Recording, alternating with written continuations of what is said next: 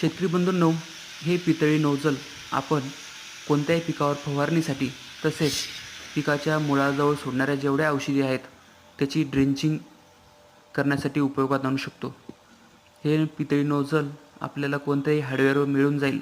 मिळाल्यास बरे, नाही मिळाल्यास मला कमेंटमध्ये आपला पत्ता टाकावा। आपल्याला पितळी वायसर पोस्टाच्या माध्यमातून मिळेल।